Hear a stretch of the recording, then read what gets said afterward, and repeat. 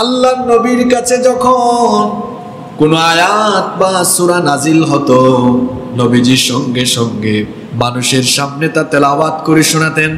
হঠাৎ করে কিছুদিনের জন্য ওহী নাজিল বন্ধ হয়ে গেল। জিবরিল নবীজির সাথে সাক্ষাৎ করেন না, জিবরিল আমিন আসেন না, আল্লাহর তরফ থেকে কোনো ওহীও নাজিল হয় না। আল্লাহর নবী পেরেশান হয়ে গেলেন, ফ্রাস্ট্রেট হয়ে গেলেন, হতাশাগ্রস্ত হয়ে বললেন, কেন আমার কাছে ওহী নাজিল হচ্ছে না? এইরকম অবস্থা কতদিন ছিল? তাফসিরে রাজির ভিতরে এসেছে, আল্লামা ইমাম ফখরুদ্দিন রাজি রাহিমাহুল্লাহ তিনি হাদিসের উদ্ধৃতি তার তাফসিরের ভিতরে এনেছেন। কেউ কেউ বলেছেন 12 দিন ওহী বন্ধ ছিল, কেউ কেউ বলেছেন 15 দিন, কেউ বলেছেন 25 দিন, কেউ বলেছেন 40 দিন, কেউ বলেছেন 45 দিন। এইটুকু সময় ওহী নাজিল বন্ধ ছিল। ওহী নাজিল যখন বন্ধ হয়ে গেল, আল্লাহর নবী তখন পেরেশান হয়ে গেলেন, আল্লাহর নবী হতাশাগ্রস্ত হয়ে পড়লেন। অন্যদিকে কাফির মুশরিকরা নবীজিকে নিয়ে ঠাট্টা করা আরম্ভ করলো, নবীজিকে নিয়ে তারা রীতিমতো ব্যঙ্গ করা আরম্ভ করলো। যেমন হাদিসের মধ্যে এসেছে, আবতা জিবরিল আলা রাসূলিল্লাহি, সকলেই পড়েন সাল্লাল্লাহু আলাইহি ওয়াসাল্লাম। রাসূলের কাছে জিবরিল আসা কয়েকদিনের জন্য বন্ধ হয়ে গেল। ফাকালাল মুশরিকুন, এমত অবস্থায় মুশরিকরা বলতে লাগলো, কদ বুদ্দিআ মুহাম্মদ, আমরা বলি সাল্লাল্লাহু আলাইহি ওয়াসাল্লাম। কাফিররা মুশরিকরা বলল, মুহাম্মদকে তার রব পরিত্যাগ করেছেন। শুধু তাই নয়, বুখারী এবং মুসলিম শরীফে হাদিস এসেছে, ইশতাকা রাসূলুল্লাহ সাল্লাল্লাহু আলাইহি ওয়াসাল্লাম ফালাম ইয়াকুম লাইলাতাইনি আও সালাসা। আল্লাহর নবী অসুস্থতার কারণে 2 রাত বা 3 রাত তাহাজ্জুদের নামাজের জন্য জেগে উঠতে পারেন নাই। ফাজাআত ইমরাআতুন, একজন মহিলা নবীজির কাছে আসলেন। অন্য রিওয়ায়াতে এসেছে সেই মহিলা ছিলেন আবু লাহাবের স্ত্রী উম্মে জামিল, যাদের ঘর নবীজির পাশেই ছিল। উম্মে জামিল এসে বলল, ইয়া মুহাম্মদ, হে মুহাম্মদ, আমরা পড়ি সাল্লাল্লাহু আলাইহি ওয়াসাল্লাম, ইন্নী লা আরজু আন ইয়াকুনা শাইতানুকা ক্বাদ তারাকাকা।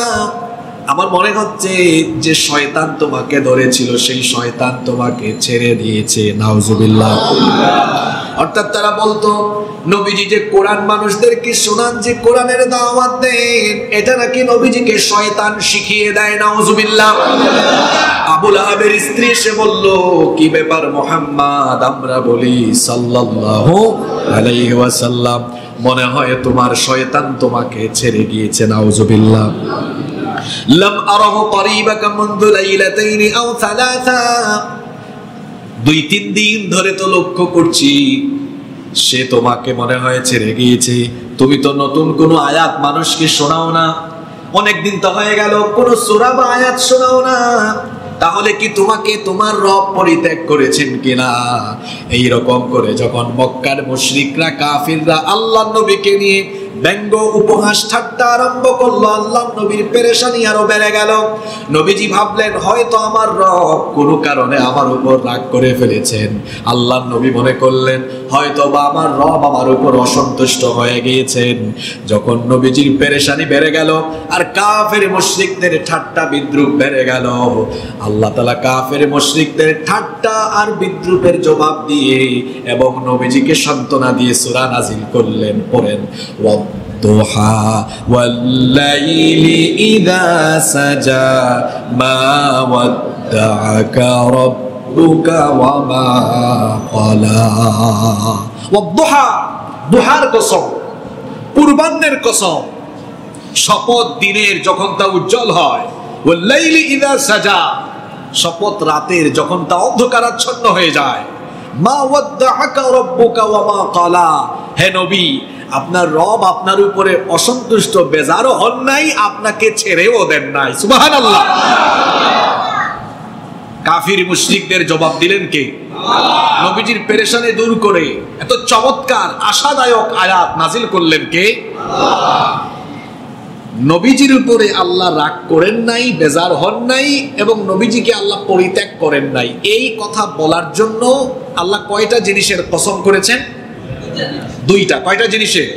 একটা হচ্ছে দোহা, সকালবেলা সূর্য ওঠার পরে, পূর্বাহ্নে সূর্য ওঠে না পূর্ব দিগন্তে, ওই সূর্য ওঠার পরের যে সময়টা ওইটাকে বলা হয় দোহা।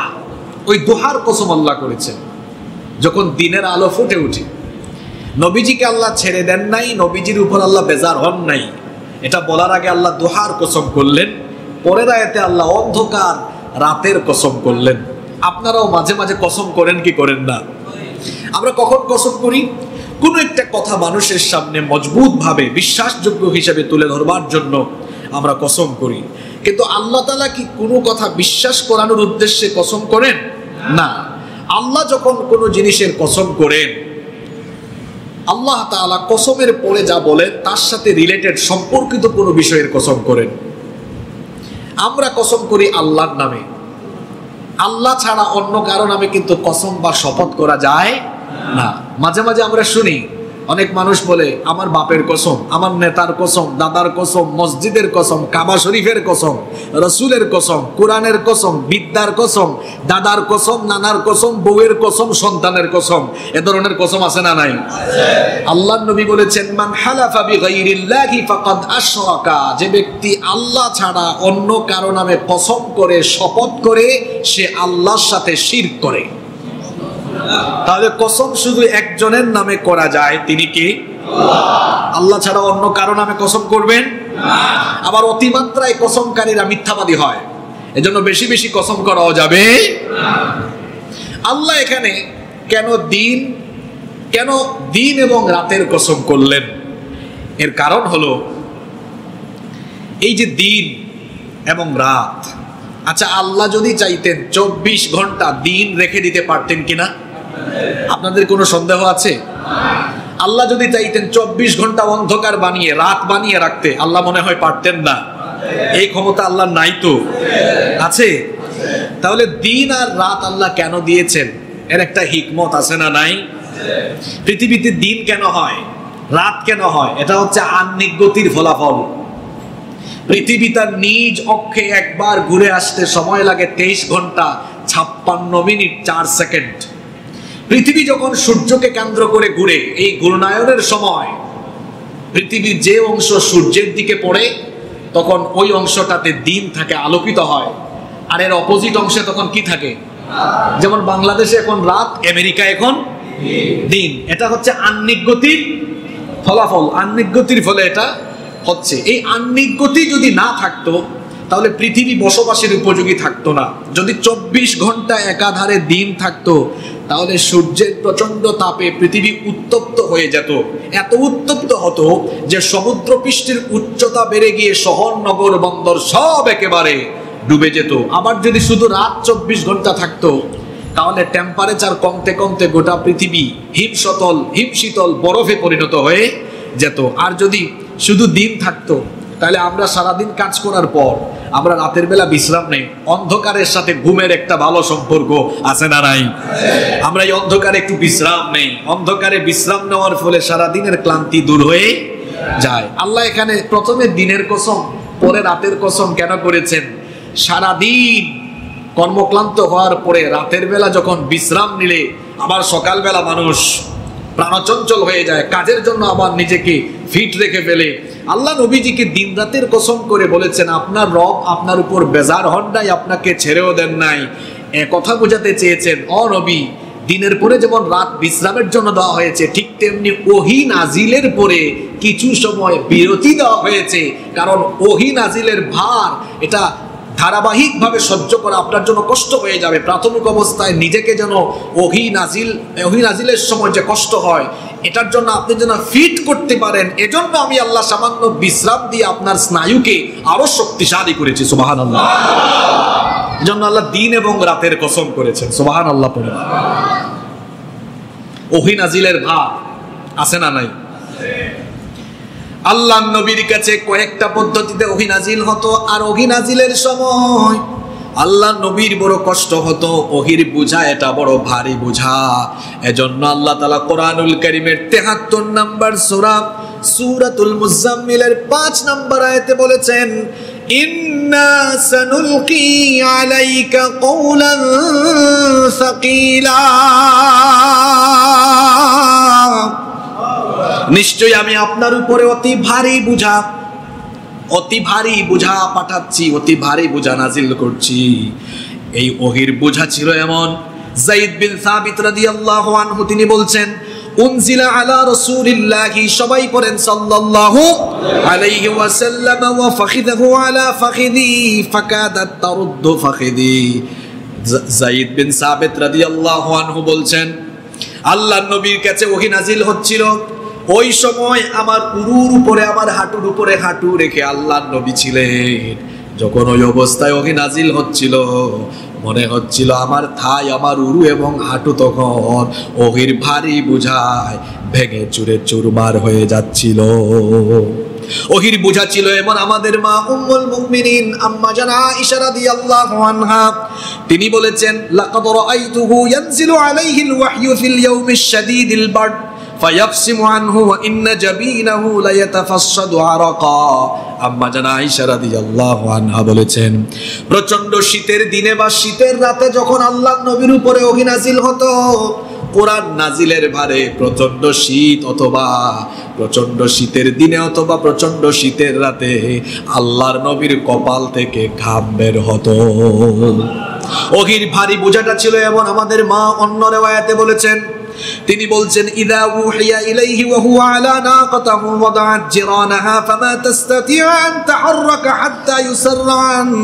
আম্মা জান আয়েশা রাদিয়াল্লাহু আনহা বলেছেন, আল্লাহর নবীর কাছে যখন ওহী পাঠানো হতো, ওই সময় তিনি যদি উটের উপরে সাওয়ার থাকতেন, উটের উপরে সাওয়াররত অবস্থায় আল্লাহর নবীর কাছে ওহী নাজিল হলে পরে উট দাঁড়িয়ে থাকতে পারত না, উট তখন তার বুক মাটিতে ঠেকায়া দিত। সুবহানাল্লাহ। উট দাঁড়িয়ে থাকতে পারত না, আল্লাহর নবী উটের উপরে সাওয়ার থাকলে ওহী নাজিল হলে উট তার বুক মাটিতে ঠেকিয়ে দিত। আল্লাহু আকবার। শুধু তাই নয়, ফামা তাস্তাতি'আ আন তাহাররাকা হাত্তা ইউসাররা আনহু, ওহী নাজিল যতক্ষণ বন্ধ হতো না ততক্ষণ পর্যন্ত উট কোনো ধরনের নড়াচড়া করতে পারত না। তাহলে ওহীর বোঝা এটা সহজ না কঠিন? জোরে বলেন, সহজ না কঠিন? আল্লাহর নবীকে আল্লাহ বললেন, ও নবী, আপনি বেজার হয়ে, আপনি ভাবছেন আপনার রব আপনার উপরে বেজার হয়েছেন না। দিনের পরে রাত আসলে রাতের বিশ্রামে যেমন মানুষ আবার এনার্জেটিক হয়ে যায়, ওহী নাজিলের পরে আমি বিরতি দিয়েছি এই কারণে যাতে আপনার স্নায়ুকোষ শক্তিশালী হয়। ওহীর বিরতিতে আপনি যেন আবার নিজেকে দাওয়াতের জন্য প্রস্তুত করতে পারেন, এজন্য সাময়িক সময় বিরতি দিয়েছি। সুবহানাল্লাহ। এখানে একটা বিষয় খেয়াল করেন, আমার দিকে লক্ষ্য করেন, নবীজির কাছে 12 দিন 15 দিন 25 40 বা 45 দিন ওহী আসে নাই, এই কারণে নবীজির পেরেশানি কম না বেশি? জোরে বলেন, কম না বেশি? এই কোরআন নাজিল হচ্ছে না, নবীজির পেরেশানি বেড়ে গিয়েছে। আর আমার আপনার কারো কারো অবস্থা এমন, 1 দিন 2 দিন 2 মাস 3 মাস 4 মাস কোরআনের সাথে সম্পর্ক নাই, কোরআন বাসার উপরে রেখে দিয়েছি, ময়লা ধুলাবালু পড়ে গিয়েছে। রমজান মাসে আমরা এটা নামাই, অনেকে কোরআন আমরা শিখিও নাই, শুদ্ধ করে পড়তেও পারি না, কোরআনের সাথে সম্পর্কও নাই। আফসোসের ব্যাপার হলো, আমি নবীজির আশেক, নবীজির উম্মত হয়ে আমার কোনো পেরেশানিও নাই, আমার কোনো খারাপ লাগাও। এটা কি নবীর উম্মতের অবস্থা হতে পারে? আল্লাহ নবীর কাছে জিবরিল আসতেছেন না, ওহী নাজিল হচ্ছে না, নবীজির পেরেশানি কম না বেশি? তো আপনার যে কোরআনের সাথে সম্পর্ক নাই, আপনার পেরেশানি কোরআনের জন্য হওয়া দরকার, কম না বেশি? ওহী আসতেছে না, আল্লাহ নবীর পেরেশানি, এই কোরআনের দাওয়াত, কোরআনের রাজ কায়েমের জন্য কত পেরেশানি। নবীজি তার সাহাবীরা কত রক্ত দিয়েছেন শুধু কোরআনের শাসন কায়েম করবার জন্য। আর আমার দেশে কোরআনের শাসন নাই, আমার দেশে কোরআনের শাসনকে নিশ্চিত করার জন্য, কোরআনের বিজয়ের জন্য আমার আপনার কোনো আফসোস নাই, চেষ্টা নাই, সাধনা নাই। এটা আশিক রাসূলের বৈশিষ্ট্য হতে পারে না। শুধু রবিউল আউয়াল আসতে নিজেকে আশিক রাসূল দাবি করলাম, আর নবীজির সুন্নতকে প্রতিষ্ঠার জন্য আমার কোনো কর্মসূচি নাই, এটা আশিক রাসূলের কোনো স্বভাব নয়, এটা হচ্ছে ভণ্ড লোকের স্বভাব। সত্যিকারের আশিক রাসূল হলে এই কোরআন বিজয়ের জন্য। কোরআন কি? এটা হচ্ছে প্রিন্টেড কোরআন, আর আমার নবী হলেন প্র্যাকটিক্যাল কোরআন। কোরআন আমার নবীর চরিত্র, কোরআন আমার নবীর জন্য। সত্যিকারের আশিক রাসূল যে হবে, নবীর চরিত্র এই কোরআনকে সে জমিনে প্রতিষ্ঠা করার জন্য প্রাণান্তকর প্রচেষ্টা করবে। আল্লাহ আমাদেরকে এই আন্দোলনে শামিল করে দাও। আমিন। তো বলছিলাম নবীজির কাছে কয়েকদিন ওহী আসে না, নবীজির পেরেশানি সান্ত্বনা দিয়ে এই সূরা দোহা নাজিল করলেন কে? আল্লাহ তাআলা নবীজিকে সান্ত্বনা দিলেন, ও নবী, কাফিররা মুশরিকরা আপনাকে নিয়ে ঠাট্টা করে, আপনাকে নিয়ে উপহাস করে, আর আপনিও পেরেশান হয়ে গিয়েছেন। নবী গো, পেরেশান হইয়েন না, হতাশ হইয়েন না। ওয়াদ-দুহা ওয়াল-লাইলি ইযা সাজা মা ওয়াদ্দাআকা রাব্বুকা ওয়া মা ক্বালা। পূর্বাহ্নের কসম, অন্ধকার রাতের কসম, আপনার রব আপনাকে ছেড়ে দেন নাই, বেজার হন নাই আপনার উপরে, এমনকি আপনার উপরে অসন্তুষ্টও হন নাই। সুবহানাল্লাহ। শুধু সান্ত্বনা দিয়ে আল্লাহ শেষ করেন নাই, এরপরে আয়াতে আল্লাহ তার নবীকে বলছেন, ও নবী, হতাশ হইয়েন না, আজ আপনি এবং আপনার চারপাশে মানুষ বড় কম, ঈমান এনেছে এই রকম লোকের সংখ্যা বড় কম। চতুর্দিক থেকে আপনার বিরোধিতা, চতুর্দিকে আপনাকে নিয়ে গালিগালাজ হয়, আপনাকে ঠাট্টা করে, আপনাকে উপহাস করে, আপনার সাহাবীদেরকে নিয়ে কাফিররা মজা করে, উপহাস করে, চতুর্দিক থেকে ঠাট্টা, বিদ্রুপ, বিরোধিতার নির্যাতন। ও আমার নবী, হতাশ হবেন না, এই সময়ের চাইতে পরবর্তী সময় ভালো না খারাপ? জোরে বলেন। ও নবী, হতাশ হইয়েন না, এখনকার দিন কাফিরদের, কিন্তু সামনের দিন ইসলামের। আল্লাহ কি সুন্দর করে বললেন, ওয়ালাল আখিরাতু খায়রুল লাকা মিনাল উলা। আমার দিকে তাকান, এই আয়াত আপনাদের জন্য। এখনকার দিন চলছে ইসলাম বিরোধীদের, কিন্তু বিশ্বাস করেন আর না করেন, আগামীর দিন হবে ইসলামপন্থীদের, কুরআনওয়ালাদের, ইনশাআল্লাহ। আল্লাহর নবীর কাছে আল্লাহ সূরা দোহা এই সময়ে নাজিল করেছেন, যেই সময়ে মুসলমানদের সংখ্যা হাতে গোনা কয়েকজন, হাতে গোনা মাত্র কয়েকজন, তাও এরা সবল নয়, এরা দুর্বল। চতুর্দিকে ইসলামের বিরোধিতা, চতুর্দিকে আল্লাহর নবী এবং মুসলমানদেরকে নিয়ে ঠাট্টা এবং উপহাস, চতুর্দিকে নির্যাতন। এমন সময় আল্লাহ আয়াত নাজিল করলেন, আল্লাহ বললেন, ওয়ালাল আখিরাতু খায়রুল লাকা মিনাল উলা। পরবর্তী সময় আপনার জন্য পূর্ববর্তী সময়ের চেয়ে উত্তম হবে, অর্থাৎ এখনকার সময়ের চাইতে আগামীর দিন আপনার জন্য উত্তম হবে। আল্লাহ তাআলা নবীজিকে যে ভবিষ্যৎবাণী দিয়েছিলেন, আল্লাহর নবীর ওফাতের আগে, এই ওয়াদা কি আল্লাহ পূরণ করেন নাই? এত আসতে বললেন। এটা নাজিল হয়েছে মদিনায় না মক্কায়? জোরে বলেন, জোরে বলেন। আল্লাহর নবীকে আল্লাহ বললেন, নবীজি সামনের দিন আসতেছে, ভালো দিন। আল্লাহ জানায় দিলেন, ওফাতের আগে আল্লাহ তার নবীকে নিজের চোখে ইসলামের বিজয় দেখাইয়া দিলেন। যেই মক্কায় কাফিররা নবীজিকে গালি দিয়েছে, সাহাবীদেরকে গালি দিয়েছে, নির্যাতন করেছে, আল্লাহ তাআলা তার নবীকে এই মক্কার ভূমি ইসলামের জন্য আল্লাহ বিজয়ী করে দিয়েছিলেন। এই মক্কা কি ইসলামের হয় নাই? মদিনা কি ইসলামের হয় নাই? আর চট্টগ্রাম, সিলেট, ঢাকা, গোটা বাংলাদেশে অনেক সময় ভালোভাবে কাজ করার সুযোগ পায় না, বিশেষ করে গত 15 বছর তো সুযোগই পায় নাই। পূর্বের সময়ের চেয়ে পরবর্তী সময় ভালো না খারাপ? এটা হুজুরের কথা না আল্লাহর কথা? জোরে বলেন।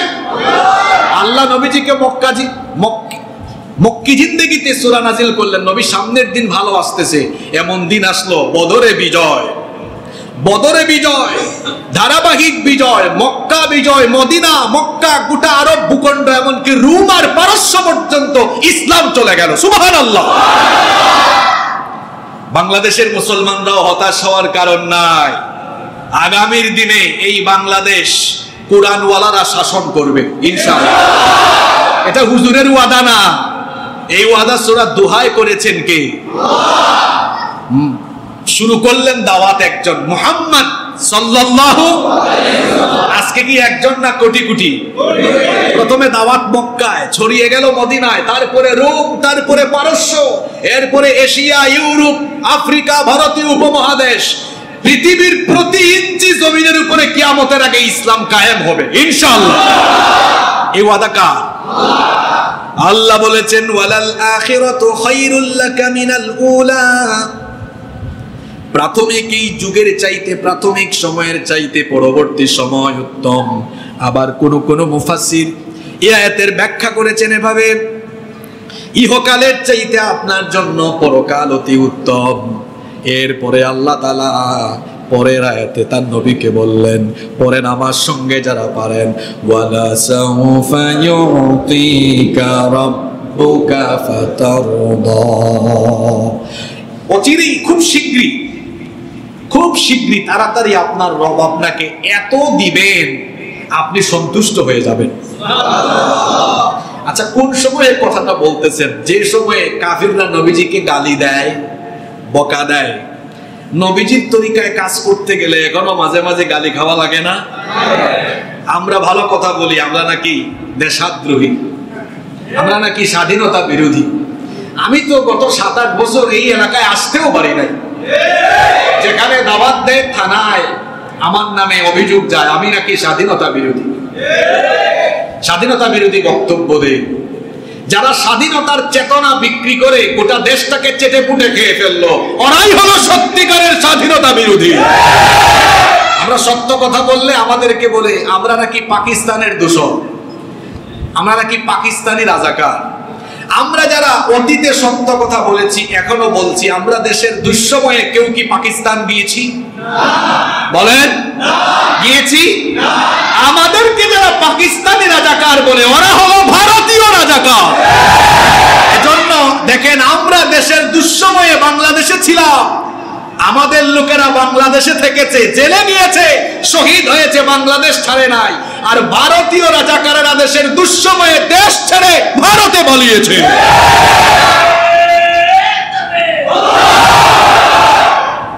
সম্মানিত মুসল্লিবৃন্দ, সম্মানিত ভাইরা, আল্লাহ তার নবীকে বলছেন ওয়ালা সাউফা ইউতিকা রাব্বুকা, আপনার রব খুব শীঘ্রই আপনাকে এত নেয়ামত দিবেন আপনি খুশির উপর খুশি হয়ে যাবেন। এই কথা আল্লাহ যেন আপনাদেরকেই বলছেন। আসলে আমাদের হারানোর কিছু আল্লাহ বলছেন ওয়ালা সাউফা ইউতিকা রাব্বুকা ফাতারদা, ঈমানের পথে যারা আছো অচিরেই আল্লাহ তোমাদেরকে এত নিয়ামত দিবেন যা তোমরা ভাবতেও পারো নাই। সুবহানাল্লাহ বলবেন না? আল্লাহ তাআলা যে তার নবীজিকে দিবেন, আল্লাহ যে তার নবীজিকে ছেড়ে দেন নাই, এবার আল্লাহ তার নবীকে অতীত মনে করায় দিচ্ছেন। আপনারা শুনতেছেন তো? আমি কিন্তু বড় জোর আর 20-25 মিনিট কথা বলবো, কারণ 1 ঘন্টার বেশি বক্তব্য রাখলে মানুষের মনোযোগ থাকে। আপনারা সামনের 20-25 মিনিট আমাকে সময় দিতে পারবেন তো? আরো দামি কথা আসতেছে সামনে ইনশাআল্লাহ। আল্লাহ তার নবীকে বললেন, ও নবী, আমি আপনাকে পরিত্যাগ করিনি, আমি আপনার উপর বেজারও হইনি, বরং আপনাকে আমি নিয়ামত দিব, চিরে এত নিয়ামত দিব যা আপনি কল্পনাও করতে পারবেন। আল্লাহ কি দেন নাই? মক্কা মদিনা ইসলামের করে দিলেন, রোম পারস্য পর্যন্ত ইসলাম ছড়িয়ে গেল। শুধু তাই নয়, এখানে কোন মুফাসসির বলেছেন শুধু দুনিয়া নয়, আখিরাতেও আল্লাহ তার নবীজিকে সম্মান দিবেন, কম না বেশি? আমাদের নবীর সম্মান দুনিয়াতেও বেশি, আখিরাতেও সবার চাইতে আমার নবীর সম্মান, আমার নবীর মর্যাদা এত বেশি। আমার নবী বলেছেন আনা সাইয়্যিদু ওয়ালাদি আদম ইয়াউমাল কিয়ামা, কিয়ামতের ময়দানে আল্লাহ তাআলা আমাকে গোটা মানব জাতির নেতা বানিয়ে দিবেন। শুধু তাই নয়, ইসরাফিলের সিংহার ফুৎকারে যখন পৃথিবী লন্ডভন্ড হয়ে কিয়ামত হয়ে যাবে, কবরগুলো যখন খুলে যাবে, ওয়া আনা আউয়ালু মান ইয়ানশাক্কু আনহুল কবর, সবার আগে আমাকে কবর থেকে উঠাবেন কে? আল্লাহ। শুধু তাই নয়, ওয়া আনা আউয়ালু শাফি' ওয়া আউয়ালু মুশাফফা, আমি হচ্ছি প্রথম সুপারিশকারী। কিয়ামতের দিন আমি শাফায়াত করব না যতক্ষণ আল্লাহ তাআলা বিচারের কার্যক্রম শুরু করবেন না ততক্ষণ।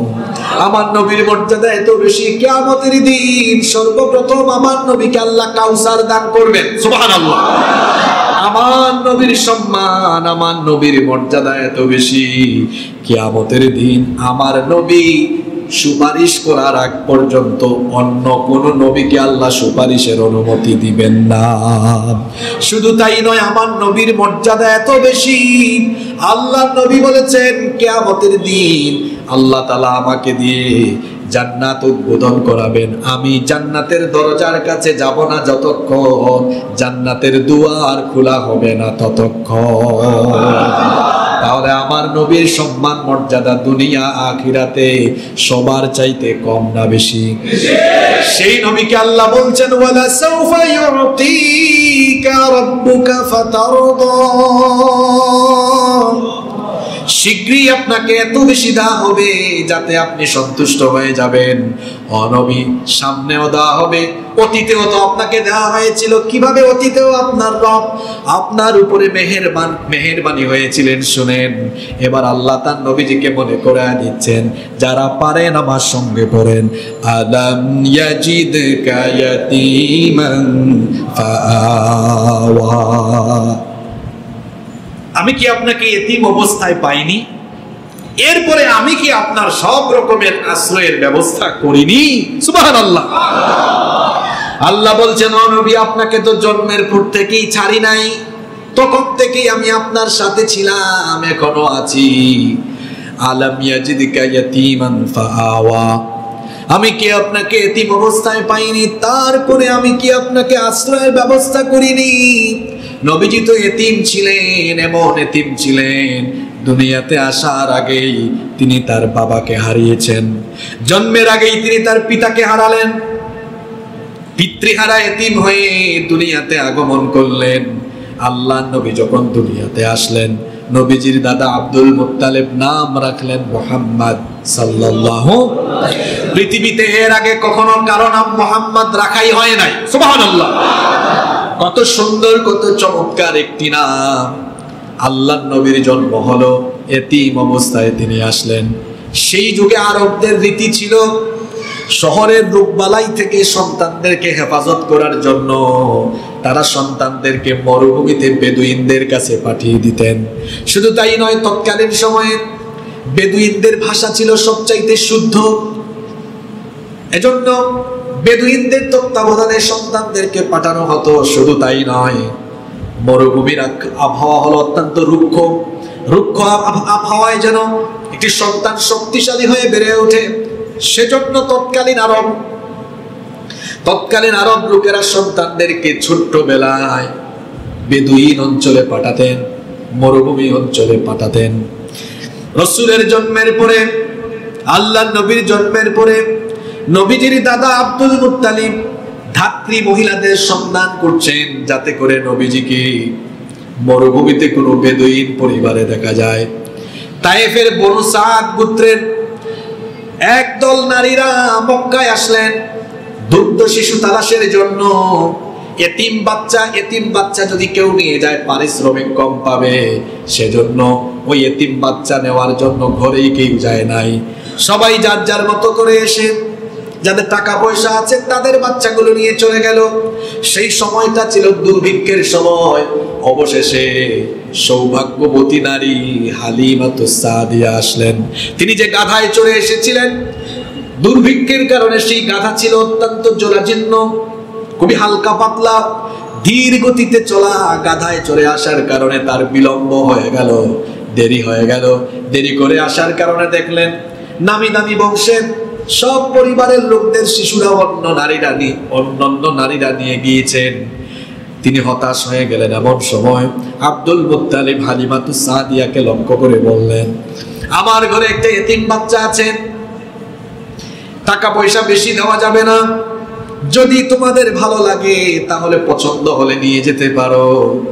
ভাগ্যবতী সৌভাগ্যবতী নারী হালিমাতুস সাদিয়া তিনি তার হাজবেন্ডের সাথে পরামর্শ করলেন, আমরা তো দেরি করে এসেছি, কোনো বাচ্চা নাই, যেহেতু কাউকেই পাই নাই, একটা এতিম বাচ্চা আছে, যাই অন্তত এটা নিয়ে যাই, পয়সা করি, যা পাইলাম তো পাইলাম। তার হাজবেন্ড সম্মতি দিলেন। অবশেষে সৌভাগ্যবতী নারী হালিমাতুস সাদিয়া যখন মা আমেনার ঘরে ঢুকলেন। ঢোকার পরে যখন ছোট্ট নবীজিকে দেখলেন, দেখার পরে তিনি বললেন, আমি আমার জীবদ্দশায় এত সুন্দর চেহারার অধিকারী কোনো বাচ্চাকে দেখি নাই। আমি আমার কোলে যখন শিশু মুহাম্মদুর রাসূলুল্লাহ সাল্লাল্লাহু আলাইহি ওয়াসাল্লামকে নিলাম, আমার কাছে তখন মনে হলো, অনুভূতিটা এমন ভাবে প্রকাশ পেল, আমার কাছে মনে হলো যেন আকাশের চাঁদ আমার কোলে চলে এসেছে। চেহারার দিকে তাকিয়ে তিনি আনন্দে আত্মহারা হয়ে গেলেন। সকল নবীদেরকে চেহারায় একটা মায়া, চেহারার একটা সৌন্দর্য তিনি দিয়েছেন। জোরে বলেন, তিনি কে? আল্লাহ। সবচাইতে সুন্দর ছিলেন আমার নবী ইউসুফ আলাইহিস সালামকে আল্লাহ দুনিয়ার অর্ধেক সৌন্দর্য দিয়েছেন, আর দুনিয়ার সকল সৌন্দর্য আল্লাহ আমার নবীকে দান করে দিয়েছে। ইউসুফ নবী পেয়েছেন অর্ধেক, আর আমার নবী পেয়েছেন ফুল ফুল। এজন্য আমাদের মা বলেছেন, ইউসুফ নবীকে দেখে যে নারীরা হাতের আঙ্গুল কেটেছে, এই মিশরের নারীরা যদি আমার নবীকে একবার দেখতো, তাহলে আঙ্গুল নয়, আমার নবীকে দেখে পাগল পারা হয়ে কলিজাটা কেটে ফেলতো। হালিমাতুস সাদিয়া শিশু নবীজিকে নিয়ে রওনা করলেন। আজব ব্যাপার, আসার সময় যে গাধা ধীর গতিতে এসেছিল, এবার শিশু নবীজিকে নিয়ে সেই গাধার উপরে সওয়ার হওয়ার পরে দেখা গেল অন্যান্য সকল গাধাগুলোকে পেছনে ফেলে হালিমাতুস সাদিয়ার গাধা সবার আগে ছুটে চলতে লাগলো। লোকেরা জিজ্ঞেস করলো, আচ্ছা হালিমা, তুমি তো এই গাধায় চড়ে এসেছিলে, তাহলে এটার স্পিড, গতি হঠাৎ করে বেড়ে গেল কেন? হালিমাতুস সাদিয়া বললেন, গতি কেন বেড়েছে সেটা আমি জানি না, কিন্তু আমার কুলে যেটা এসেছে মনে হচ্ছে গোটা দুনিয়ার বরকত হয়তো আমার কাছে চলে এসেছে। দুর্ভিক্ষের কারণে হালিমাতুস সাদিয়া বলছেন, আমার শিশু সন্তানগুলো আমার বুকের দুধ ঠিক মতো পেত না। আজীব ব্যাপার, বাড়ি যাওয়ার পরে লক্ষ্য করলাম আমার সিনা, আমার বুকে দুধ পরিপূর্ণ হয়ে গেল। আমার হাজবেন্ড আমাকে বললেন, আমাদের যে উটনিগুলো দুধ দিত না, সেগুলো অলান পর্যন্ত দুধে পরিপূর্ণ হয়ে গেল। আমাদের ঘরে এমন বরকত নেমে আসলো, আমাদের খেজুর গাছের ফলন বেড়ে গেল, আমাদের সকল ধরনের ফসলের ক্ষেতে বরকত বেড়ে গেল।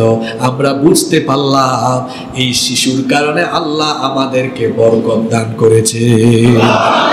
আল্লাহ বলছেন, আলাম ইয়াজিদকা ইয়াতীমান ফাআওয়া, ও নবী, এতিম অবস্থায় পেয়ে আমি কি আপনাকে এভাবে আশ্রয় দেইনি? বাবা চলে গেলেন, এরপরে কিভাবে আশ্রয়ের ব্যবস্থা করলাম। একটা ভালো গোত্রের, সম্ভ্রান্ত গোত্রের একজন সম্ভ্রান্ত নারীর তত্ত্বাবধানে আমি আপনাকে লালন পালন করালাম। এরপরে আবার যখন মায়ের কোলে ফিরে আসলেন 6 বছর বয়সে, আল্লাহর নবী তার মাকেও হারিয়ে ফেললেন। আগে ছিলেন বাপের এতিম, এখন হয়ে গেলেন মার এতিম। বাপও নাই, মাও নাই, আমার নবী এতিম হয়ে গেলেন। এরপরে নবীজিকে তার চাচার তত্ত্বাবধানে রেখে দেওয়া হলো, তার দাদার তত্ত্বাবধানে রেখে দেওয়া হলো। 8 বছর বয়সে দাদা আব্দুল মুত্তালিব মারা গেলেন। এরপরে তিনি চাচা আবু তালিবের আশ্রয়ে চলে গেলেন। আবু তালিবের আশ্রয়ে তিনি দীর্ঘ সময় পর্যন্ত ছিলেন। মক্কার কাফিররা যখন নবীজির বিরোধিতা করেছে, তখনও আবু তালেব আল্লাহর নবীকে শেল্টার দিয়েছেন। সুবহানাল্লাহ। আল্লাহ তাআলা তার নবীকে বলছেন, ও নবী, এইভাবে করে এতিম অবস্থায় আমি কি আপনাকে আশ্রয় দেইনি? আমি কি আপনার আশ্রয়ের ব্যবস্থা করিনি? সুতরাং কেন আপনি হতাশ হচ্ছেন? আগেও আপনার সাথে ছিলাম, এখনো আপনার সাথে আছি না নাই? জোরে বলেন। এরপরে আল্লাহ তাআলা তার নবীকে বলছেন, শুধু তাই নয়, ওয়াওয়াজাদাকা দাল্লান ফাহাদা, আমি আপনাকে পথহারা পেয়েছিলাম। এখানে দাল্লান মানে গুমরা বা পথভ্রষ্ট নয়। নবীজি কি গুমরা ছিলেন? নাউজুবিল্লাহ মিন যালিক। মক্কার মুশরিকরা অনেকে মূর্তি পূজা করেছে, শিরক করেছে, কিন্তু আল্লাহর নবী এক মুহূর্তের জন্য তাদের সাথে কোনো শিরকি কর্মকাণ্ডে শামিল হন। আমার নবীকে হেফাজত করেছেন কি? আল্লাহ। মুফাসসিরিনে কেরাম দাল্লান শব্দের ব্যাখ্যা করেছেন পথহারা, অর্থাৎ এমন একটি সমাজ ব্যবস্থায় আমি আপনাকে পাঠিয়েছিলাম যেখানে বহু পথের বহু মতের মানুষ ছিল, কোনটা সঠিক পথ এটা আমি আপনাকে চিনিয়েছি। যেমন আল্লাহ তাআলা কোরআনুল কারীমের 42 নম্বর সূরা সূরাতুশ শূরা এর 52 নম্বর আয়াতে বলছেন, মা কুনতা তাদরি মাল কিতাবু ওয়ালাল ঈমান। আপনি কিতাবও বুঝতেন না, ঈমানও চিনতেন না। ঈমান এবং কিতাব আপনাকে যিনি চিনিয়েছেন, গলার আওয়াজ বড় করে সবাই বলেন তিনি কে?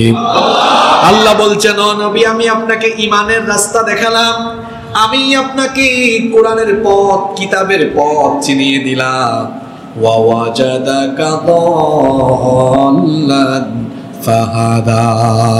এভাবে আমি আপনাকে পথ হারাবে সঠিক পথের দিশা দিলাম। আর সঠিক পথের নাম হলো ইসলাম। সঠিক পথের নাম কি? ইসলাম। শুধু তাই নয়, আমি আপনাকে আরো কি করেছি শোনেন, ওয়া ওয়াজাদাকা আইলান ফাআগনা। আমি আপনাকে অভাবী পেয়েছিলাম, এরপরে আমি আপনার অভাব দূর করে আপনাকে সমৃদ্ধি দান করেছি। সুবহানাল্লাহ। অভাব ছিল আপনার, আপনি পৈতৃক সম্পদ হিসাবে একজন দাসী আর একটা উট পেয়েছিলেন, আর কোনো সম্পদ ছিল না। আমি আপনাকে প্রজ্ঞা দিলাম, হিকমত দিলাম। এই প্রজ্ঞা আর হিকমতের মাধ্যমে আপনার যোগ্যতা, দক্ষতার সংবাদ চতুর্দিকে যখন ছড়িয়ে পড়ল, আপনার সুনাম সুখ্যাতি ছড়িয়ে পড়ল, সৌভাগ্যবতী নারী খাদিজা রাদিয়াল্লাহু আনহা নবীজির সততা, স্বচ্ছতা, আমানতদারিতার খবর পেয়ে আল্লাহর নবীকে তিনি তখন তার ব্যবসায়িক কর্মকাণ্ডে নিয়োগ করে দিলেন। তার ব্যবসায় বরকত নেমে আসলো। অবশেষে তিনি নবীজিকে বিবাহের প্রস্তাব দিলেন। ধর্নাঢ্য মহিলা, মক্কার সবচাইতে ধনী নারী, তাকেই আল্লাহ তাআলা নবীজির জীবন সঙ্গিনী বানিয়ে দিলেন। এইভাবে করে আল্লাহ বলছেন, ও নবী, এভাবে করে আমি আপনার সকল ধরনের অভাব অনটন দূর করে দিয়ে সমৃদ্ধি দান করেছি। সুবহানাল্লাহ। আপনি এতিম ছিলেন, এজন্য এবার আপনার প্রতি আমার আদেশ হলো, ফাআম্মাল ইয়াতীমা ফালা তাকহার। এতিমদের প্রতি কঠোর হবেন না, কঠোর আচরণ করবেন না, কারণ আপনি নিজেই তো এতিম ছিলেন। এতিমের কষ্ট আপনি বুঝেন, দুঃখ বুঝেন। অতএব এতিমের সাথে কখনো খারাপ আচরণ করবেন না, কঠোর হবেন না, রূঢ় আচরণ করবেন না। এতিমের সাথে ভালো আচরণ করার দরকার আছে না নাই? আল্লাহর নবী বলেছেন, আনা ওয়া কাফিলুল ইয়াতীমি ফিল জান্নাতি হাকাযা ওয়া দাম্মাস সাব্বাবাতি ওয়াল উসতা। এই দুটো আঙ্গুল একত্রিত করে আল্লাহর নবী বলেছেন, যে ব্যক্তি এতিমের দেখাশোনা করে, এতিম লালন পালন করে, এতিমের রক্ষণাবেক্ষণকারী, আর আমি নবী কিয়ামতের দিন এইভাবে একসাথে এক জান্নাতে থাকবো। জন্য এতিম দেখাশোনা করবেন তো ইনশাআল্লাহ। পরকাল বিশ্বাসী লোকদের বৈশিষ্ট্য হলো এরা এতিমের সাথে রূঢ় আচরণ করে। এজন্য আল্লাহ সূরা মাউনের মধ্যে বলেছেন, আরাআইতাল্লাযী ইউকাযযিবু বিদ্দীনি ফাযালিকাল্লাযী ইয়াদউল ইয়াতীম। আপনি কি তাদের প্রতি লক্ষ্য করেননি যারা পরকাল বিচার দিবসকে মিথ্যা বলে প্রতিপন্ন করে? তাদের স্বভাব হলো ফাযালিকাল্লাযী ইয়াদউল ইয়াতীম।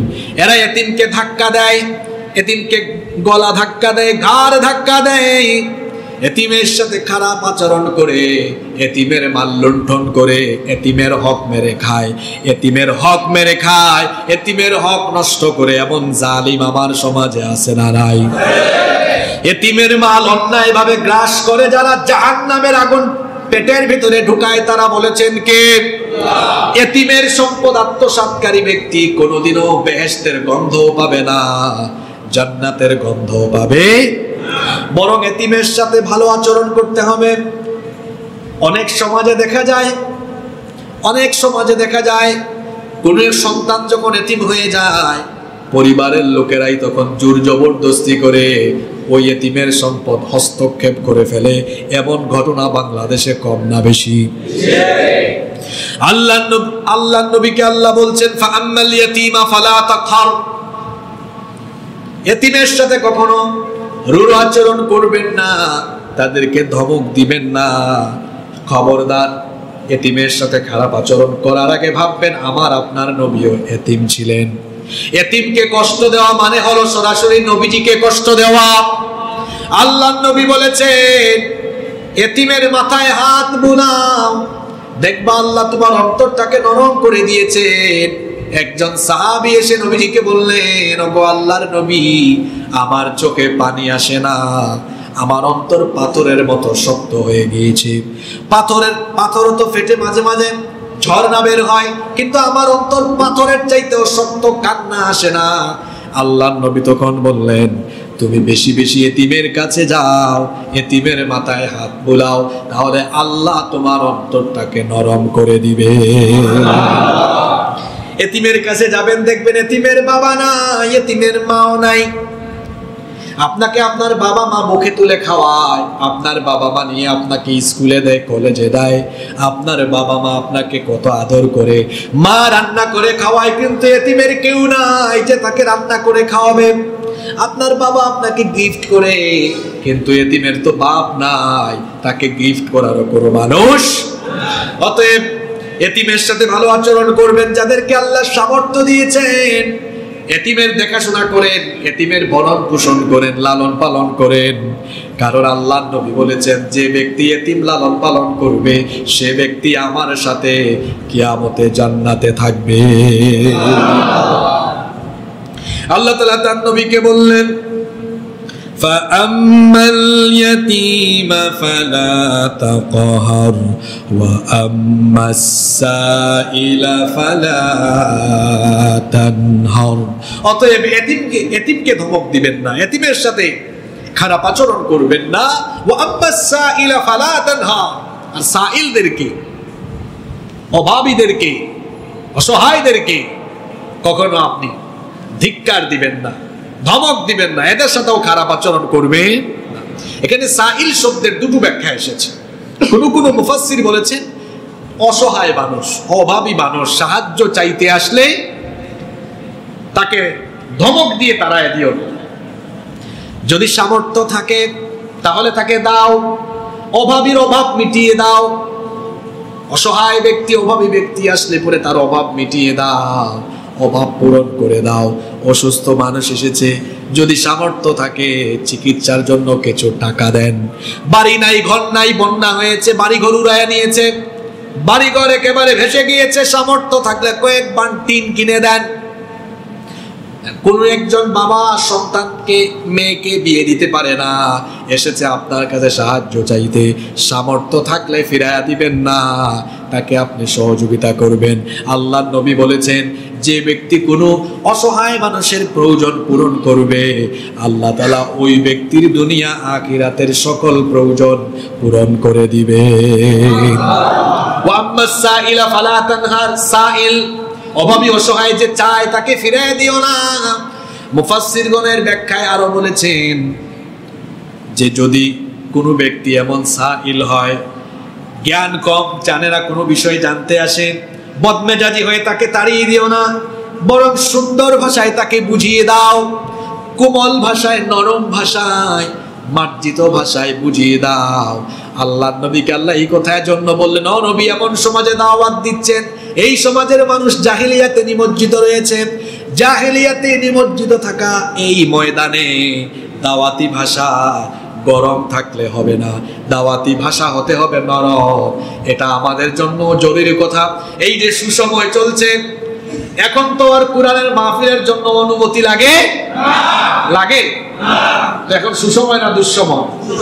আরে বাপরে বাপ, কিছু লোক দায়িত্ব নিয়েছে, তারাও অনুমতি দিবে আর মাহফিল হবে। ছিল কি ছিল না? আল্লাহ আর রসুলের কথা বলা হবে। আল্লাহর কথা বলতে হলে গোলামের কাছ থেকে অনুমতি নেওয়া লেগেছে। যে সকল লোকেরা কোরআনের মাহফিল করতে গিয়ে মানুষদেরকে কষ্ট দিয়েছে, পাবলিক থানায় যাইতে যাইতে জুতার তলা ক্ষয় হয়ে গেছে, এরকম করে যারা কষ্ট দিয়েছে, আজ তারা কোথায়? কোন গর্তে যে গিয়ে লুকিয়েছে কেউ জানে না। ঠিক কিনা বলেন? বেশি মারামারির ফলাফল ভালো হয় না। বেশি বাড়াবাড়ির ফলাফল ভালো হয় না। এই দেশ, এই জমিনটাই তো আল্লাহ, এই জমিনটা কার? আল্লাহর জমিনে আল্লাহর কোরআনের কথা বলা যারা বন্ধ করে দিতে চেয়েছিল, আজ আল্লাহ তাদের সবকিছু বন্ধ করে দিয়েছে। আওয়াজ বন্ধ। কে আছে সাহস করে? তারা যে দল করত সেই দলের নাম সাহস করে এখন বলার মতো ক্ষমতাও তারা হারিয়ে ফেলেছে। এই শাস্তি কার? শাস্তিটা কার? বেশি বাড়াবাড়ি হয়ে গিয়েছে, বেশি বাড়াবাড়ি হয়ে গিয়েছে। এত বাড়াবাড়ি ভালো। এখন তাদের দলের নাম গালি হয়ে গেছে। মানুষ গালি দে, তুই মানুষ না, তুই। বাকিটা আপনারাই জানেন। হয়েছে কি হয় নাই? বলছিলাম নবীজিকে আল্লাহ বলছেন, নবীজি দাওয়াতি ময়দানে কেউ এসে জিজ্ঞেস করলে বদমেজাজি হয়ে যাবেন না, কেউ বুঝে না বুঝায় দেন। আমার ভাইয়েরা শোনেন, এই যে এখন উর্বর সময় চলছে, এই সময়টাতে দাওয়াতি কৌশল আরো বাড়িয়ে দিতে হবে। দাওয়াত আগে হয়েছে যা, এখন তার চেয়ে বেশি বাড়ায় দিতে হবে। সব জায়গায় খালি ঠিক ঠিক বলে চিল্লানি মারিয়েন না, মাঝে মাঝে ইনশাআল্লাহ বলা। আমরা যেটা সামনে করব সেটা তো অবশ্যই বলবো ইনশাআল্লাহ। আল্লাহ বললেন এতিমের সাথে রূঢ় আচরণ করবেন না, অভাবীদেরকে তাড়িয়ে দিবেন না।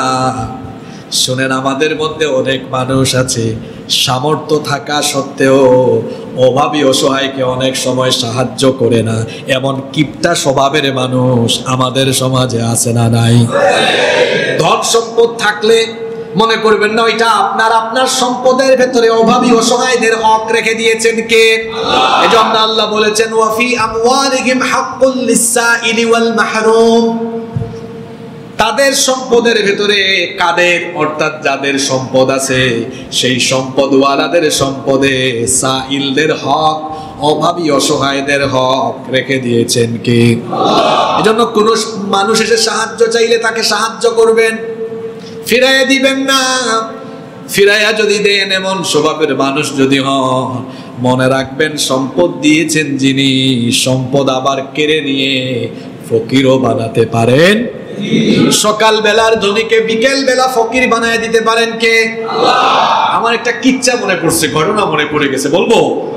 এটা আবার আমার নিজের বানানো কিচ্ছা না, এটা বুখারীতে মুসলিম শরীফে এই হাদিসটি বর্ণিত হয়েছে। হাদিস বর্ণনা করেছেন সাইয়্যিদুল মুহাদ্দিসিন আবু হুরায়রা রাদিয়াল্লাহু আনহু। দেখেন, আপনার কাছে সম্পদ আছে, না দিলে যে কি পরিণতি হয়, অসহায়কে, অভাবী কেউ চাইছে না দিলে কি হতে পারে, এই ঘটনা আপনাদের জন্য একটা উত্তম শিক্ষা হতে পারে ইনশাআল্লাহ। আবু হুরায়রা রাদিয়াল্লাহু আনহু এই হাদিসের বর্ণনাকারী সাহাবী, তিনি বলছেন রাসূল করিম, আমরা সবাই বলি সাল্লাল্লাহু আলাইহি ওয়াসাল্লাম, তিনি একবার বনি ইসরাইলের তিনজন ব্যক্তির কাহিনী উল্লেখ করলেন। জুড়ে বলেন কয়জন? আবার বলেন কয়জন? বনি ইসরাইলের তিনজন ব্যক্তির কাহিনী নবীজি বললেন। প্রথম জন হলো কুষ্ঠরোগী। কুষ্ঠরোগ বুঝেন তো আপনারা? এটাকে অনেকে ধবল রোগ বলেন। প্রথম জন হলো কুষ্ঠরোগী, দ্বিতীয় জন হলো টাকলা, মাথা টাক, তৃতীয় জন অন্ধ, চোখে দেখে না। এই হলো কয়জন? এই তিন ব্যক্তির কাহিনী নবীজি বলছেন। আল্লাহ তাআলা এই তিন ব্যক্তিকে পরীক্ষা করতে চাইলেন, আল্লাহ তাআলা ফেরেশতা পাঠালেন। ফেরেশতা এসে প্রথমেই ওই ধবল রোগী, কুষ্ঠ রোগীকে বললেন, হে আল্লাহর বান্দা, তোমার কাছে সবচাইতে পছন্দের জিনিস কি? ওই ব্যক্তি বলল, আমার কাছে সবচেয়ে পছন্দের বিষয় হলো আল্লাহ যদি আমার এই কুষ্ঠরোগ ভালো করে দিতেন তাহলে এটা আমার কাছে অত্যন্ত কল্যাণকর হতো। কারণ এই কুষ্ঠরোগের কারণে, ধবল রোগের কারণে অনেক মানুষ আমাকে পছন্দ করে না। সুতরাং আল্লাহ যদি আমার এই ধবল রোগ, কুষ্ঠরোগ থেকে আমাকে মুক্তি দিতেন, এটা আমার জন্য বড় কল্যাণকর হতো। ফেরেশতা তখন ওই ব্যক্তির গায়ে হাত বুলালেন। আল্লাহ তার কুদরতি ব্যবস্থাপনায় ওই লোকটার গায়ের চামড়া, ওই লোকটার ত্বককে তিনি সুস্থ, স্বাভাবিক এবং সুন্দর বানিয়ে দিলেন। সুবহানাল্লাহ। শুনতেছেন তো ঘটনা? ফেরেশতা বললেন, আল্লাহর বান্দা, তুমি আল্লাহর কাছে কি চাও? কি লাগবে তোমার, বলো। সে বলল, আমার যদি এমন কিছু থাকতো যেটা দিয়ে আমি সম্পদশালী হতে পারতাম প্রাচুর্যশালী হতে পারতাম। আমার তো উট ভালো লাগে, উট হলে আমি হয়তো এখান থেকে বরকত পেতাম। এবার তাকে 10 মাসের গর্ভবতী একটা উটনি দেওয়া হলো। ফেরেশতা বললেন, আল্লাহ এই উটনি থেকে তোমার সম্পদে বরকত দান করেন। এটা বলে ফেরেশতা চলে গেলেন দ্বিতীয় ব্যক্তির কাছে। দ্বিতীয় ব্যক্তির মাথা মনে আছে আপনাদের? মাথার টাক, মাথায় কোনো কি নাই। ফেরেশতা গিয়ে বললেন, তুমি কোন জিনিস বেশি পছন্দ করো? আচ্ছা, যার চুল নাই মাথায় তার সবচেয়ে পছন্দ কি হতে পারে? সে বলে, ভাই আমি তো রাস্তায় বের হলে মানুষ আমাকে টাকলা বলে, যদি মাথায় চুল থাকতো, কেশ থাকতো তাহলে ভালো হতো। ফেরেশতা মাথায় টাক, মাথায় যখন হাত বুলাইয়া দিলেন, আল্লাহ তার মাথার মধ্যে চুল গজায়া দিলেন। সুবহানাল্লাহ বলবেন না? এরপরে ওই লোকটাকে গর্ভবতী গাভী দেওয়া হলো। বলা হলো, এই গাভী থেকে আল্লাহ তোমার সম্পদে বরকত দিন। ফেরেশতা চলে গেলেন তৃতীয় ব্যক্তির কাছে। তৃতীয় ব্যক্তি ছিল অন্ধ, চোখে দেখে। এখন যেই ব্যক্তি চোখে দেখে না, তার জন্য সবচেয়ে পছন্দের বিষয় কি হতে পারে? ফেরেশতা বললেন, তুমি কি চাও? সে বলল, আমি যদি চোখে দেখতে পারি এটাই হলো আমার জন্য সবচেয়ে সেরা বিষয়। ফেরেশতা এবার তার অন্ধ চোখের উপরে যখন হাত বুলাইয়া দিলে, আল্লাহ তাআলা তার চক্ষু ভালো করে দিয়ে আল্লাহ তাআলা তাকে চক্ষুষ্মান বানিয়ে দিলেন। ফেরেশতা এবার তাকে গর্ভবতী একটা ছাগি দিলেন, দিয়ে বললেন, এই ছাগির মাধ্যমে আল্লাহ তোমার সম্পদে বরকত দিন। লোক ছিল মোট কয়জন? একজন কুষ্ঠরোগী, আরেকজন মাথায় টাক, আরেকজন অন্ধ। 3 জনের এই অবস্থা থেকে মুক্তি দেওয়া হলো। পাশাপাশি 3 জনকে সম্পদশালী বানানো হলো কেমনে? প্রথম জনকে দেওয়া হলো গর্ভবতী উটনি, দ্বিতীয় জনকে দেওয়া হলো গর্ভবতী গাভী, তৃতীয় জনকে দেওয়া হলো গর্ভবতী ছাগি। এবার কিছুদিন পর দেখা গেল এমন অবস্থা হলো, উটনি থেকে, গাভী থেকে, ছাগি থেকে এত পরিমাণ পশু আসলো যে পশুর পালে তাদের উপত্যকা একেবারে পরিপূর্ণ হয়ে গেল। এরা অনেক টাকাওয়ালা হয়ে গেছে। আগে ছিল রোগী, সমস্যাগ্রস্ত, এখন তারা সুস্থ, স্বাভাবিক, আবার সাথে সাথে তারা সম্পদশালী, সাথে সাথে কি? এবার আল্লাহ তাদেরকে পরীক্ষা করতে চাইলেন। ওই ফেরেশতাকে কয়েক বছর পরে পাঠালেন। শুনতেছেন তো আপনারা? এই ফেরেশতা এসে প্রথম ব্যক্তি কুষ্ঠরোগীকে গিয়ে বললেন, এখন তার কুষ্ঠরোগ নাই। এখন সে সম্পদশালী ফেরেশতা গিয়ে বললেন, দেখেন আমি মুসাফির মানুষ, আমি যা নিয়ে এসেছিলাম হারিয়ে ফেলেছি, সম্বল বলতে যা ছিল সব হারিয়ে ফেলেছি।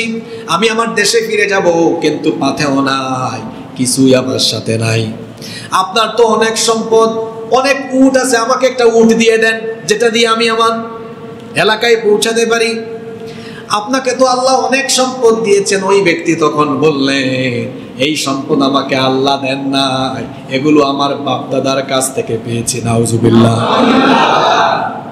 তখন ফেরেশতা বললেন, তুমি আমাকে ভুলে গিয়েছো? কয়েক বছর আগে আমি তোমার কাছে এসেছিলাম, তুমি তো কুষ্ঠরোগী ছিলেন, আল্লাহ তোমার কুষ্ঠরোগ ভালো করেছেন। সম্পদ ছিল না, আল্লাহ সম্পদ দিলেন। আজকে তুমি সম্পদশালী হয়ে অভাবী এসেছে, তাকে তাড়িয়ে দিয়েছো। আসলে আল্লাহ তোমাকে পরীক্ষা করেছেন, তুমি পরীক্ষায় ফেল করেছো। আল্লাহ তোমাকে আবার পূর্বের অবস্থায় ফিরাইয়া নিবেন। আল্লাহ আবার তাকে আগের অবস্থায় ফিরাইয়া নিলেন। এবার ফেরেশতা দ্বিতীয় ব্যক্তির কাছে গেলেন, মাথায় এখন তো আর টাক, তার গাভী আর গাভী। ফেরেশতা গিয়ে তার কাছে একটা গাভী চাইলেন, সে দিল না। সেও বলল, বাপ দাদার থেকে পেয়েছি। এবার আল্লাহ ওই ব্যক্তিরও সম্পদ কেড়ে নিয়ে আগের অবস্থায় ফিরাইয়া নিলেন।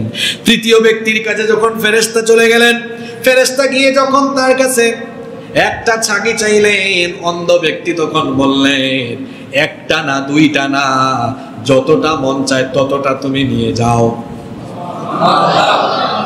কারণ হলো, আমি এক সময় অন্ধ ছিলাম, চোখেও দেখতাম না। আমার রব আমাকে চোখের আলো ফিরিয়ে দিয়েছেন। আমার কোনো সম্পদ ছিল না, আমার রব আমাকে দয়া করে সম্পদশালী করেছেন। যেহেতু সম্পদ আমি নিজের যোগ্যতায় অর্জন করিনি, আমাকে সম্পদ আল্লাহই দিয়েছেন। আল্লাহর দেওয়া সম্পদ আল্লাহর পথে খরচ করতে আমার কোনো দ্বিধা নাই, তুমি তো অভাবী মানুষ, অসহায় মানুষ, তোমার মতো আমিও এক সময় অভাবী ছিলাম, আমিও এক সময় অসহায় ছিলাম। সুতরাং অভাব আর অসহায়ত্ব থাকলে পরে কেমন অনুভূতি হয় এটা কিন্তু আমি বুঝি। সুতরাং তোমার যতগুলো মন চায় ততগুলো নিয়ে যাও, আমার কোনো আপত্তি নাই। ওই সময় ফেরেশতা বললেন, একটাও দরকার নাই, একটাও লাগবে না। আল্লাহ যে পরীক্ষা করেছেন সেই পরীক্ষায় আপনি উত্তীর্ণ হয়ে গিয়েছে। 3 ব্যক্তির মধ্যে পরীক্ষায় পাশ করলো কয়জন? ফেল করলো কয়জন? তাহলে আপনাদেরকে আল্লাহ সম্পদ দিয়ে পরীক্ষা করছেন। এই পরীক্ষায় আপনি আমি আমরা সবাই উত্তীর্ণ হওয়ার দরকার আছে না নাই? আল্লাহ এবার আমাদেরকে বলছেন, যে সম্পদ পেয়েছো, ওয়া আম্মাস সাইরা ফালা তানহার, অভাবী অসহায় আসলে ধমক দিও না, তাড়িয়ে দিও না। ওয়া ফি আমওয়ালিহিম হাক্কুল লিস-সাইলি ওয়াল মাহরুম, তোমার সম্পদের ভেতরে সাইলদের, এই যে ওয়া আম্মাস সাইলা ফালা তানহার, ওখানে আল্লাহ বলেছেন আমওয়ালিহিম হাক্কুল লিস-সাইল, তোমার সম্পদের ভেতরে সাইলের হক আছে। সুতরাং কেউ যদি আসে তাড়িয়ে দিও না। যতটুকু সামর্থ্য আছে মানুষের পাশে দাঁড়ানোর দরকার আছে না নাই? আল্লাহ তার নবীকে বললেন, ও নবী, ফাআম্মাল ইয়াতীমা ফালা তাকহার ওয়া আম্মাস সাইলা ফালা তানহার ওয়া আম্মা বিনি'মাতি রাব্বিকা ফাহাদ্দিস। অতএব ইতিমের সাথে রূঢ় আচরণ করবেন না, ধমক দিবেন না, অসহায়দেরকেও তাড়িয়ে দিবেন না, বাজে আচরণ করবেন না, ধমকাবেন না। ওয়া আম্মা বিনি'মাতি রাব্বিকা ফাহাদ্দিস, আর আপনার রব আপনাকে যে নিয়ামত দিয়েছেন এই নিয়ামতের কথা আপনি ব্যক্ত করতে থাকুন। নিয়ামত পেলে নিয়ামতের শুকরগুজারি করতে হয় কার কাছে? নিয়ামতের শুকরগুজারি হলে নিয়ামত আরো বাড়িয়ে দেন কে? এইজন্য আল্লাহ বলেছেন, লা ইন শাকারতুম লা আযীদান্নাকুম ওয়া লা ইন কাফারতুম ইন্না আযাবি লাশাদীদ। যদি তোমরা কৃতজ্ঞ বান্দা হও তাহলে আমি যে নিয়ামত তোমাদেরকে দিয়েছি এই নিয়ামত আরো বহু গুণে তোমাদের জন্য বাড়িয়ে দিব। সুবহানাল্লাহ। এই হলো সূরা দুহার 11টি আয়াতের সংক্ষিপ্ত তাফসীর। এখান থেকে আমরা কি কি বিষয় জানলাম, কিছু শিক্ষা নিয়ে আজকে বাসায় যাব ইনশাআল্লাহ। 1 নম্বর শিক্ষা, এটি হচ্ছে আমাদের জন্য বড় সান্ত্বনা। যত কঠিন সময় আসুক না কেন, দুর্দিনের পরে সুদিন। গত 15 বছর ধরে যখন চতুর্দিকে মারপিট চলে, আপনাদেরকে আমরা বলতাম হতাশ হইয়েন না, অন্ধকারের পরে আলো আছে, দুর্দিনের পর সুদিন আসে। আজকে কি দুর্দিন শেষ হয়ে যায়নি? গেছে, কিন্তু পুরাটা সুদিন হবে সেই দিন, যেই দিন বাংলাদেশের প্রতি ইঞ্চি জমিনের উপরে কোরআনের রাজ কায়েম হবে। সেই দিন হবে আমাদের জন্য সত্যিকারের সুদিন। এখন কিছুটা সুদিন এসেছে, কিন্তু পুরা সুদিন এখনো, এই সুদিনও চলে আসবে ইনশাআল্লাহ। আল্লাহ বলছেন হতাশ হওয়ার কোনো কারণ নাই, তোমাদের রব তোমাদেরকে ছেড়ে দিবেন না। তোমরা যদি রবকে খুশি রাখতে পারো, রব তোমাদেরকে অফুরন্ত নিয়ামত দিবেন। সুবহানাল্লাহ। নাম্বার 2 নম্বর শিক্ষা হলো ওই যে ওয়ালাল আখিরাতু খায়রুল লাকা মিনাল, এখনকার চাইতে সামনের অবস্থা ইসলামের জন্য ভালো হবে না খারাপ হবে? হতাশ হওয়ার কারণ নাই, হতাশ হওয়ার কোনো কারণ। দিকে দিকে ইসলামপন্থীরা মার খেয়েছে, হয়তো সামনে আরো খাবে, হয়তো সামনে আরো জেল জুলুম নির্যাতনের পরীক্ষা দেওয়া লাগতে পারে, হয়তো আরো বহু সংখ্যক মানুষকে, হাজার হাজার লক্ষ লক্ষ মানুষকে শহীদ হয়ে শাহাদাতের ঈদগাহে শামিল হওয়া লাগতে পারে। এরকম পরিস্থিতি আসলে আমরা কি বিড়ালের মতো থাকবো, নাকি আমরা বীরের মতো শাহাদাতের জন্য প্রস্তুত থাকবো? থাকবো তো ইনশাআল্লাহ। কারা কারা থাকবেন হাত তুলে একটু আল্লাহকে দেখান তো। মাশাআল্লাহ, আল্লাহ হাতগুলোকে কবুল করেন, বলেন আমিন। যদি এরকম থাকতে পারি, মনে রাখবেন শহীদদের রক্তের উপর দিয়ে, শাহাদাতের ঈদগাহের উপর দিয়েই ইসলাম কায়েম হবে ইনশাআল্লাহ। তাহলে 2 নম্বর শিক্ষা হলো সামনের দিন এটা সুদিন হবে ইসলামের জন্য, কোরআনের জন্য ইনশাআল্লাহ। ওয়ালা সাউফা ইউতিকা রাব্বুকা ফাতারদা, শীঘ্রই আল্লাহ এত বেশি নিয়ামত দিবেন যা আমাদের কল্পনারও, জোরে বলেন কল্পনারও বাহিরে, সুদিন আসবে ইনশাআল্লাহ। আপনারা কি এই 2 মাস আগেও ভেবেছিলেন যে এরকম পরিবেশে মাহফিল করতে পারবেন? বলেন, পেরেছেন? আল্লাহ কখন কি করেন আসলে আল্লাহর পরিকল্পনা বোঝা বড় মুশকিল। নিজেদেরকে মজবুত করে ধরে রাখার জন্য বিরোধী পক্ষের উপরে নির্যাতনের স্ট্রিম রুলার চালানো, এটা ফেরাউনি স্বভাব। আল্লাহ সূরা কাসাসের মধ্যে বলেছেন, ইন্না ফিরআউনা আলা ফিল আরদি ওয়াজআলা আহলাহা শিয়া ইস্তাদঈফু তাঈফাতাম মিনহুম ইউযাব্বিহু আবনাআহুম ওয়া ইস্তাহয়ী নিসাআহুম। ফেরাউন জমিনে অহংকারী হয়ে গিয়েছিল, ক্ষমতার অহংকারে ওয়াজআলা আহলাহা শিয়া, সে তার এলাকার লোকদেরকে, জনপদের লোকদেরকে দলে দলে ভাগ করে রেখেছে, আর সেখানে বিরোধী পক্ষের সবাইকে দুর্বল করে রেখেছিল যাতে তার ক্ষমতা ধরে রাখা। ফেরাউন পেরেছিল? ফেরাউন যেমন পারে নাই, এই আধুনিক যুগের ফেরাউনরাও তাদেরকে ধরে রাখার জন্য যা করা দরকার সব জায়গায় তাদের লোক সেট করে রেখেছে, কিন্তু শেষ পর্যন্ত শিশু কিশোর আর তরুণ যুবকদের মাধ্যমে একদম দেশ ছেড়ে পালাতে হবে, তারা নিজেরাও কল্পনা করতে পারে না কখন কার পরিস্থিতি কেমন হয় সেটা কেউ জানে। 2 মাস আগেও যাদের দাপটে এলাকা কাঁপত, আজ তারা ইঁদুরের মতো, বিড়ালের মতো দেশ ছেড়ে পালিয়ে গিয়েছে। বাড়াবাড়ির ফল ভালো হয়, আমাদের জন্য হারাবার কিছু। আমরা বাঁচলেও ভালো, মরলেও। আমাদেরকে অনেক সময় বলে, আচ্ছা হুজুর, কঠিন কঠিন সময়েও আপনারা যে সত্য কথা বলেন, বলেন কেমনে? কোনো ভয় নাই? না, আমাদের কোনো ভয় নাই। আমাদের ভয় শুধু একজনকে নিয়ে, তিনি কে? আমরা বাঁচলেও ভালো, মরলেও। আচ্ছা, আবু সাইদ যে চলে গেল, এরপরে আরো কত ভাই দিনের জন্য জীবন দিলেন, তাদের জীবন কি ব্যর্থ? আমার আপনার টেনশন এখনো আছে, তাদের কোনো টেনশন লা খাউফুন আলাইহিম ওয়ালা হুম, তাদের ভয় নাই, টেনশনও। আমার আপনার ভয়ও আছে, টেনশনও। কেমন ভয় শোনেন? হায় হায়, সিগন্যাল উঠছে, না জানি আজ রাতে কি হয়। টেনশন আছে। কি টেনশন?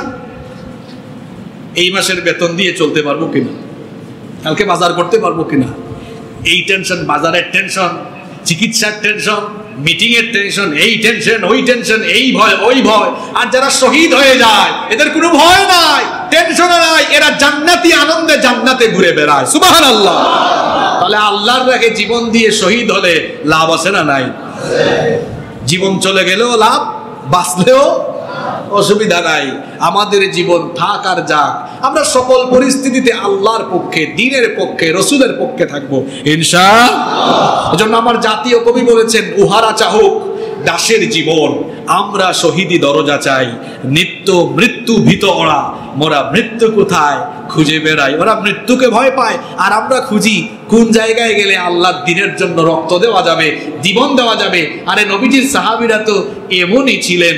আল্লাহর নবী শুধু জিহাদের ডাক দিয়েছেন, সাহাবীরা চিন্তা ভাবনা ছাড়াই রক্ত দেওয়ার জন্য, জীবন দেওয়ার জন্য ছুটে গিয়েছেন। এমনকি বাসর ঘরে নতুন স্ত্রীকে বাসর ঘরে রেখে জিহাদের ময়দানে গিয়ে জীবন দিয়েছেন। আল্লাহু আকবার। জীবন দেওয়ার মজা তারা বুঝেছেন। বাসর ঘরে নতুন বউ থইয়া জিহাদের ময়দানে চলে যাওয়া, গেলেই জীবন চলে যেতে পারে। এটাকে আপনি কিভাবে চিন্তা করেন? কত বড় কথা এটা, কত বড় বিষয়। নতুন বউকে রেখে চলে গিয়েছেন। জানেন না আপনারা না কোন সাহাবী? কোন সাহাবী জানেন না? হানজালা রাদিয়াল্লাহু। আরেকজন আছে, দেখি নাম বলেন তো।